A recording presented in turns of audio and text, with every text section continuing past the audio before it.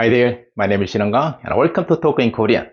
In this lesson, you'll learn how to ask a positive yes or no question in Korean. Okay, let's get started.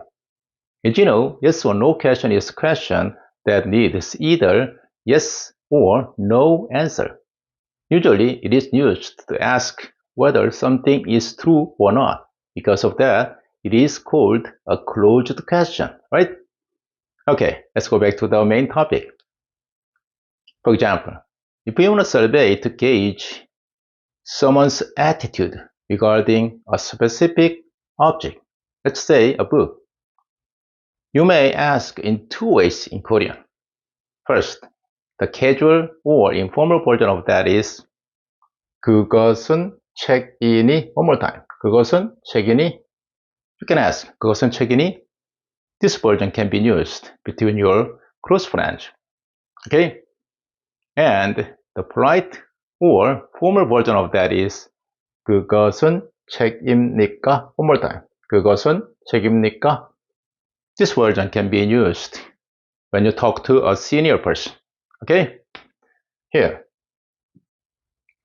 When you say 그것 means it in English. You don't need to indicate the object because the speaker and listener both know which object is being referred to. Okay? And here, this word 책 means book in English. Okay? Got it? Good. Today, after talking about how to ask a positive yes or no question in Korean. In the next lesson, we'll be learning how to answer the positive yes or no question in Korean. Okay? Remember that. The key to learning Hangul quickly is practicing it as much as possible. Okay? A new video is going to be uploaded to this channel every week. If you like, click the subscribe and follow along. Thank you for watching today. See you again next time. 다음 시간에 또 만나요. 안녕.